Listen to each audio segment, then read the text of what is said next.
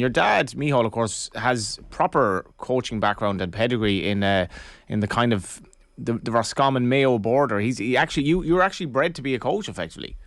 Oh, pretty much. It's in my blood, Johnny. So picking a team like this comes naturally. And of course, I'm also a top coach of the Parkvale under-8s. Top coach. Where we're top coach. A top coach. Well, there's 3 of us, so I can't say I'm the lead coach. I'll just say I'm the top coach. Kind of have there, like revolution. We're revolutionizing the dressing room football. There. We're revolutionizing. How do you deal with the dressing room there of 7-year-olds? In fairness, it's tough going. I'll tell you. You think that Manchester United dressing room is bad? I'm not sure there's quite as many tears in the Manchester United dressing room as there is in the Parkvale dressing room if things go horribly, horribly wrong. Favouritism towards your son? Of course. Obviously. Yeah. Obviously. That's why else would you get involved unless you get a favouritism towards your son. So beautiful. Yeah. You want my let's team talk your team. It's not a half team, it's a team. Your team of the your half team of the half season. And it's already kind of a slightly boring Premier League in the sense that it's been amazing at times, but it looks a bit of a fait complete at the top, obviously with Man City, but obviously Man City dominating the team. Let's start with your keeper, who is not Man City actually. No, he's not, and the reason for that is probably that Ederson doesn't have as much to do as anybody else because he has such a strong team in front of them. He probably has more clean sheets at this stage than he has saves. The player I'm going for in goal is Aaron Ramsdale. And I did not think I'd be saying this at the start of the season. He's got 9 clean sheets so far for Arsenal. Only Ederson has more. Still only 23. To be honest, I thought he was a bit of a poser when he came in and have watched him at the last couple of seasons when he was relegated both times. As that sort of Jordan Pickford gene in him, but he has a real steeliness as well, and likes winding up opposition fans as well, which you gotta love.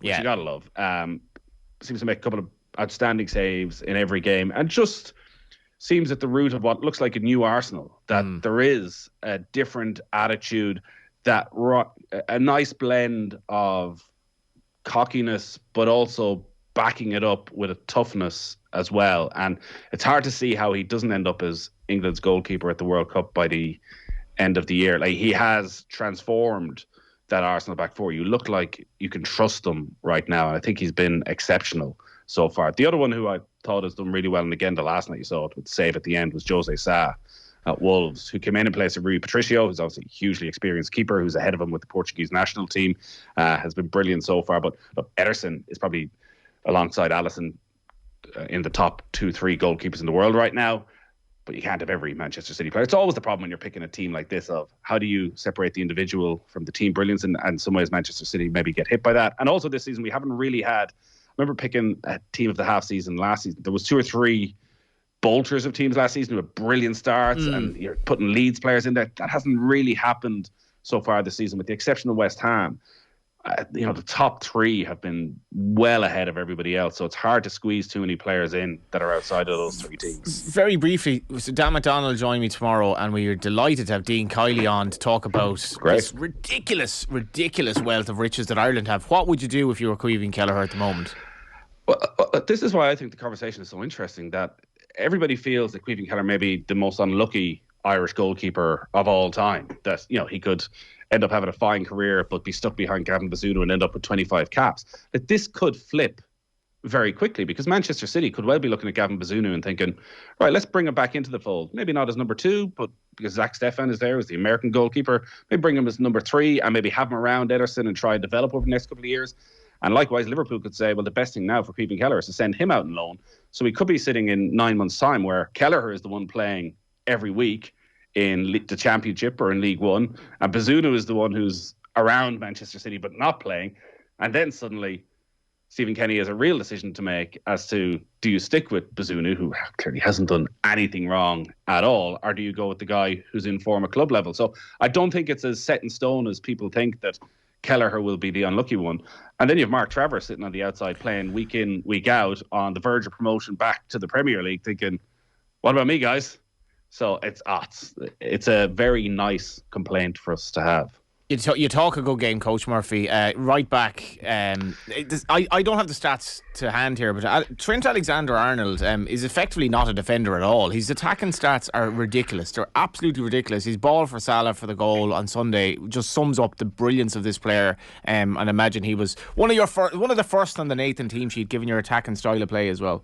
Yeah, and I bet you he'll still be somewhat controversial because there are so many questions over him defensively. He's got 9 assists already this season. He got 14 a couple of seasons ago. He's well on course to surpass that.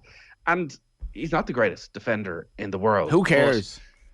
Well, exactly. The way Liverpool play relies on him being an attacking force. And his mindset is not the mindset of a defender. His mindset is not what might go wrong here and how do I get back to cover. You can tell his mindset is always one of positivity. Might the breaking ball fall in my favour? And even watching back the Chelsea game at the weekend, there was a couple of occasions in the build-up to one of the goals where it looked like it might break down. And his first inclination is always, I'm going to be ready to go rather than be ready to get back. And there's no way he's getting away with that if that's just his thing. Jurgen Klopp clearly wants that. He knows that the value of Trent Alexander-Arnold is in getting the ball. His ball breaks down in and around the halfway line, and he's gone, and he has the quality of passing. Like his range of passing, if we're looking at the Premier League at the moment, it's obscene. The best passer in the Premier League. It's obscene. Trent Alexander-Arnold is right there, and he's a right back. But you're talking about right back. When I used to play for Shivan Rovers, where did they put the worst player in the team? Fullback, basically. You play because it's the most kind of put him out of position, out of trouble. Do the least amount of damage. Do the least amount of damage, like, you know, kind of tuck in for take the post at the corner, that sort of job. It's the most peripheral position on the pitch. Trent Alexander has not only become possibly the best right back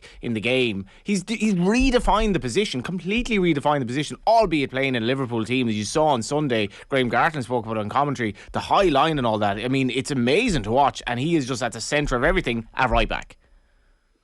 Yeah, he has, and he's one of a few fullbacks that are redefining the game. Like, the position has been totally redefined. There's an expectation at the very best clubs for the fullbacks to do something completely different. You look at what Manchester City do, you look at what Thomas Tuchel does at Chelsea, and I think Reece James has had a brilliant season as well, and maybe better defensively than Alexander-Arnold, but on the ball has nowhere near the quality. Ben Chilwell might have been the best left back in the Premier League until he got injured. So the very best clubs, and it's when you watch Manchester United, it's quite obvious that, you know, in Sean Wan-Bissaka, they don't have two players of that quality who can create the amount of chances and get into the positions that those fullbacks at other clubs. And you know, without focusing too much on England, because I know people don't overly care, like the amount of quality right backs England have at the moment. We talk about Trippier coming back, Reece James, Kyle Walker, who might be first choice, Tariq Lamptey, who every time you watch him from Brighton is just outstanding. It's pretty frightening what they have at the moment in that one position. For left back, Johnny, and this guy could have been right back, but he's actually played more games at left back because Manchester City don't have too many options at left back, is João Cancelo, who again has redefined what a fullback can be, because he spends half the time at fullback and he spends half the time in the centre midfield, has a brilliant positional sense. I think it's such an important role for Guardiola. I remember being over at City a couple of years ago covering a match, and Danilo was playing at right back, and he was right down in front of us and right down in front of the technical area. And it was basically like watching a puppet. He couldn't do anything without Guardiola telling him to do it. He spent his entire match under the nose of Guardiola. He would, like in a sprinter's position, ready to start, and Guardiola tell him when to go. And he wouldn't go until Guardiola told him when to go. Whereas he doesn't need to do that with Cancelo. Cancelo knows exactly what Pep wants of him, and he knows when to move into midfield. He knows when to step forward. He knows when to cover when they're under a little bit of pressure, as they were at times last week. In one of the matches, he didn't really get forward at all. He just stayed back and did his defensive duty. Again, like Trent Alexander-Arnold, like his range of passing. Think of that pass for Sterling for the goal earlier in the season with the outside of his right boot, when he's playing pretty much in the middle of midfield and he spins it in behind the defence.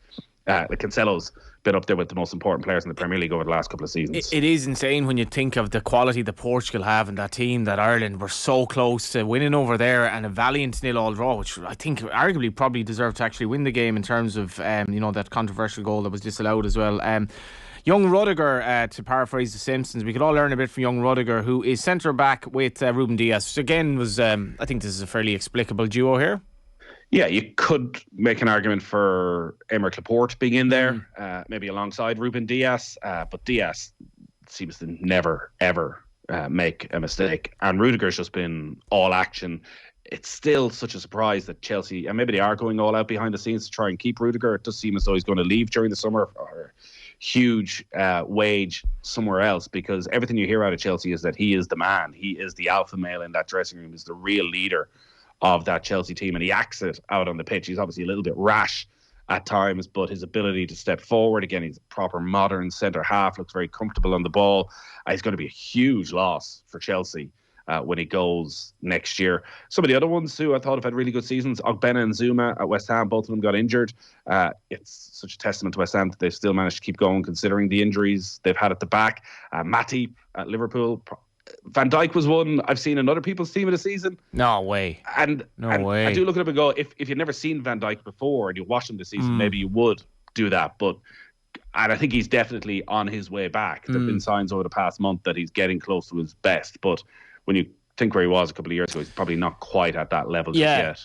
I mean, sometimes you underestimate the difficulty in getting over injuries as well. The injury to the extent that he got, and maybe he's 90% of the player he was, which isn't bad. OTB AM is brought to you by Gillette. Good morning. Start with Gillette. Obviously not in Nathan's case. Put your best face forward with their new and improved razors. Nathan, this beard is becoming it's really becoming. Did it happen by accident for you, like for many of us, where just shaving became such a chore that just all of a sudden you had a beard without even knowing it? You see, I've had a beard for about 10 years now. The odd time I just let it go particularly wild. I used to find that when you started growing the beard, it get really, really itchy after about a week, and you just go, it's not worth the hassle. But once you get through that a couple of times, just sort of sinks in. You see, is yours a beard? I don't know if yours is even a beard. No, not really. It's a bit of laziness. It's a bit of laziness. No laziness in this midfield, of course. Declan Rice, Rodri and Conor Gallagher. Let's start with Declan Rice and get it out of the way. Declan Rice. What this guy. It's sickening. It is absolutely sickening, Declan Rice. If it wasn't for John Delaney being given free reign of the FAI for 10 years, not capping Declan Rice would be the worst decision in the modern day history of the FAI.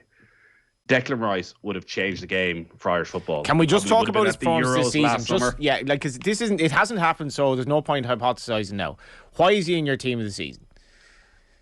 Because every time you watch him, he's just getting better and better and better. Man United are crying out for him. I think Rodri's performances mean Manchester City don't need him, but I think any of the other top teams in Europe right now would take Declan Rice. He would be a huge improvement for Manchester United. I think he'd fit into that Liverpool team, no problem. I think he could get into that Chelsea team. I know Chelsea are reluctant to bring him back for the embarrassment of having let him go when he was a kid. He's 150 appearances in the Premier League already. He's only 22. And his ability to get around the pitch. When he first started out, I remember talking to some of the pundits who we'd cover match with, and they weren't quite sure whether he'd ever develop past that sort of what now modern holding midfielder role, nice and tidy and 100 passes a game. None of them go more than 5 yards. He can pass as good as any central midfielder in the Premier League right now. Long range balls out to the full backs. Doesn't take the easy option. Turn in midfield, set off an attack, can dribble. He can do absolutely everything, and also does the defensive side as well. Always seems to be in the right place at the right time. It's scary how good he has got, even over the last year, 18 months, and it's still only 22. He could become the best midfielder in world football over the next 5 years. It's lovely to see. Rodri, what a footballer. Yeah, what a footballer. I absolutely love watching him. Yeah, and has gone on to a totally different level this season. You really sense that Manchester City miss him when he's not there. Last year, Fernandinho came in, or Rodri. It didn't seem to make a huge amount of difference.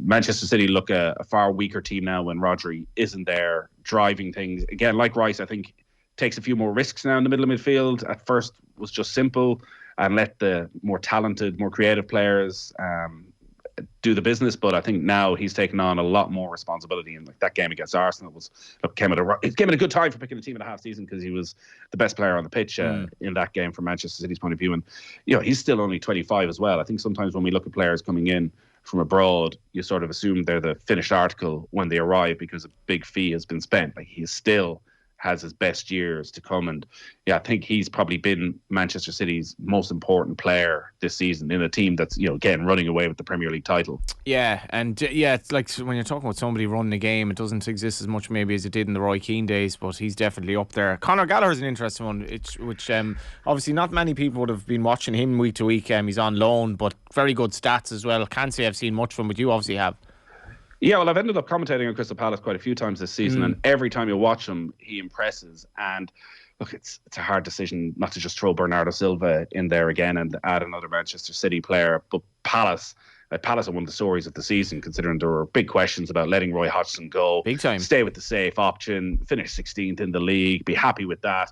They brought in Patrick Vieira. They got rid of a lot of the older players, have gone with youth, and are great to watch. Yeah, they're inconsistent, but I wouldn't mind that. If they finish mid-table and they're playing the style of football they're playing, I think most Palace fans would be pretty happy. And like Conor Gallagher's real good enthusiasm for the game. He was at West Brom last year, and he always looked talented, but it was a struggle. They were in a relegation scrap, whereas actually having the bit of freedom at Palace of them playing well seems to suit him down to the ground. And the only question with Gallagher is what happens next. Like, is he good enough for Chelsea? Is he good enough to go back and stake a claim in that Chelsea team? He's been out on loan for the last 3 or 4 years, playing week in, week out. Do you want to go back to Chelsea if you're going to be stuck on the bench for the first couple of months of the season and thinking, can I get out on loan again? He could be in a position where he's playing for England, but not been able to get a game at his club. So I think at the moment he looks good enough to go back and certainly be part of that Chelsea squad and be in and around the first 11. He's able to get a goal. He's got 6 goals already this season and seems to have that bit of leadership as well, I think, around that Palace team, even at a very young age, that, he can grab the game by the scruff of the neck. So I wanted to get somebody that wasn't just one of the top 2 or 3 teams in there, and I think Conor Gallagher's probably been best of the rest this season. No mention of a Man United player even in the picture at all yet, and I don't think this extends to the strikers either. No, well, who do you put in? Some would say De Gea has been their player this season. Like, De Gea is a great shot stopper. You still feel as though there's a mistake there from De Gea, and I don't think there's anybody else who you could put in. Ronaldo, 6 weeks ago, maybe you could have made a case for it because of the goals he has scored and the importance of the goals he scored. But this United team have been humiliated at times this season. They've lost 6 of their last 14. I think you'd really struggle to make a case for any Manchester United player to get on that side. Not a bad front three here, and not a bad balance to your team, I have to say either. I think this team could function quite okay if Nathan were to become the first Republic of Ireland manager in the 4 divisions at the moment. Mo Salah, this might sound completely insane, but it's only this season I've noticed how good a passer of the ball he is. A lot of the time he's not even looking. He's passing because he's obviously quite a selfish player in the sense that he wants to score goals. His performances this season for me, Nathan, are well up there with Ronaldo and Messi at their best. Like I just cannot get over his production every week, his goals, but also his all-round play. Needed a break, obviously. He got his break in the off-season. Best player in the world at the moment. Oh, it's the quality of goals he scores as well, and can score any goal. Like, he's in the right position for a handy tap-in. He can smash one in from 25, 30 yards out. And like, you think of the goal he scored against Manchester City, and then a week later against Watford, where he's in an almost impossible position against some of the best defenders in the world, and he manages to wiggle his way through. And then the quality of his finishing, like the way he can control his left foot and that he can bend his left foot to basically contort to do whatever he wants, whenever he wants. You're right. I think his passing has gone to another level. It did feel at the end of last season that there was a breakdown between himself and Mane, and maybe a lack of trust between the two of them. It definitely felt as though there was something going on. But there's been no signs of that at all this season. And some of the passing, again, what he can do with the outside of his left boot is right up there with anybody. And Salah's always been a strange player in terms of how people view him. In that, the amount of conversations I had over the last few years about Mane and Firmino with Liverpool fans, and they would always make a case for them ahead of Salah almost. But the amount of goals he scores speaks for itself. He scored more goals in a single 38-game season than anybody else in the Premier League in his first season, and has got in and around 20 every season since then. Has already got 16 this season. Let's see how many games he misses at the African Cup of Nations, but is well on course to get 30 again. And you're right, I think it's probably between himself and Lewandowski for who is right now the best player in the world. I was one of the people who was calling out Salah a bit in recent years, because I also thought he just was playing too many games and he needed a break, and that I think that came out in his performances. I think he's completely stepped up a level this year. We've loads of texts coming in. Good stuff, lads. The West awake this morning. Gallagher Boo from Aina. Carl. Richard Slaney. Hey lads, Richie here living in the US. Great show. Currently recovering from shoulder surgery and can't sleep. Good luck with that, Richard. Hopefully we'll have that soporific quality that we aim for every morning here in the show. Kelleher should move to a West West Ham or Leicester-like team to get some more game time, and that could obviously be on the agenda. Brian Dillon, stop calling him Coach Murphy. He likes it and will want to be called it from now on, Coach Murphy. Richard Redballs, Van Dijk is finished. Look at his job against Chelsea.